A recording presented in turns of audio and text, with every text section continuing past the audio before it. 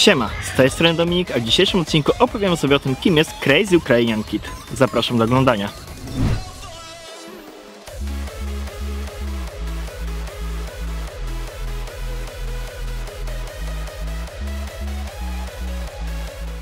W ostatnich ankietach i nierzadko w komentarzach bardzo często pojawiała się ta propozycja, więc postanowiłem, że to najwyższy czas już to nagrać. Można powiedzieć, że Crazy Ukrainian Kid to taki dalszy kuzyn Leopolda, tyle że z Ukrainy. Jednak różnica polega na tym, że w przypadku Leopolda była to jedynie gra aktorska, a w przypadku Saszy była to naprawdę ciężka walka z jego uzależnieniem. Jednak, żeby wszystko było jasne, może powiedzmy sobie o tym wszystkim od początku. Wszystko zaczęło się od tego, iż nasz bohater Sasza pojawił się w ukraińskim programie o nazwie w tłumaczeniu "Kochanie, zabijamy nasze dzieci". Jest to odpowiednik brytyjskiego programu praktycznie o tej samej nazwie. Za jego produkcję również odpowiadała Wielka Brytania i emitowany był od 6 września 2011 roku do 31 maja 2016 roku. Program miał na celu pomóc rodzicom naprawić swoje błędy rodzicielskie, które doprowadziły do złych nawyków swoich dzieci oraz ogólnie niegrzecznego zachowania. Za pomocą animacji pokazywano, jak zmieniają się ich dzieci przy aktualnym trybie życia, do wieku 40 lat.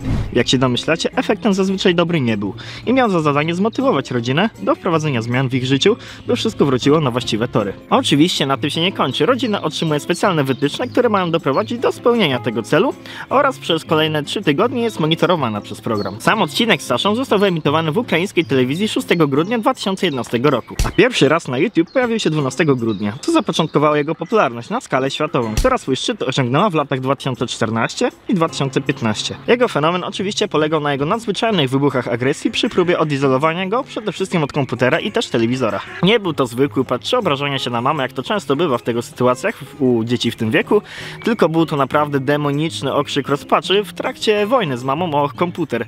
No, nie oszukujmy się, był to idealny fundament pod przyszłe memy, parodie i remiksy. I tak oczywiście się stało. Najpopularniejszy remix, który pojawił się praktycznie na początku jego popularności, zebrał prawie 2,5 miliona wyświetleń. Najpopularniejszy filmik z jego udziałem zebrał ponad 7 milionów wyświetleń na kanale Reaction Time. Z kolei najpopularniejszy w Polsce zebrał prawie 3,5 miliona wyświetleń. O nazwie Chłopiec chciał odpalić GTA 5 na maksymalnych ustawieniach. Już trochę czasu minęło, więc warto sobie omówić, co się stało z chłopakiem po emisji programu. Więc myślę, że jest to idealny moment, by opowiedzieć sobie o tym, kim jest Crazy Ukrainian Kid. Nazywa się Sasha Fokin i urodził się 2 maja 1999 roku. No jak się pewnie domyślacie, pochodzi on z Ukrainy. Jego najaktualniejsze zdjęcia pochodzą z jego Instagrama z 2020 roku. I tak właśnie wygląda jedno z nich. Nieźle się zmienił, prawda? 27 października 2016 roku pojawił się na YouTube zapis komentowany przez tego youtubera po lewej z programu, który pokazywał rodziny po dłuższym czasie po ukończeniu projektu. Widać na nim znaczącą poprawę. Sprawia wrażenie stonowanego. Nie ciężko zauważyć, że jest na tyle dojrzały, by z perspektywy czasu wiedzieć, że jego zachowanie było po prostu nieodpowiednie. Warto oczywiście wspomnieć, że wszystko gdzieś ma swoją genezę i mało kiedy takie rzeczy dzieją się bez powodu. I wychodzi na to, że w tym wypadku nie były to tylko błędy rodzicielskie, ale i jego szkolne życie, co można wywnioskować z tego filmiku na jego kanale. I wszystko wskazuje na to, że był on w szkole prześladowany, a świat w komputerze po prostu okazał się dla niego najlepszą ucieczką, no bo wiadomo, czuł się tam bezpiecznie i świetnie się bawił, no.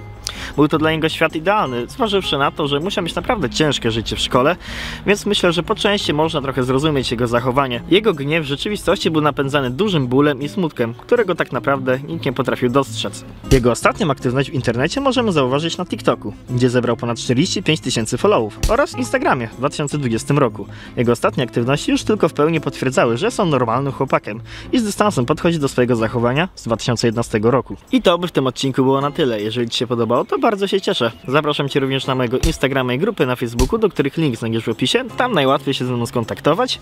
No i czekam oczywiście na kolejne propozycje. Na razie, cześć. Yo!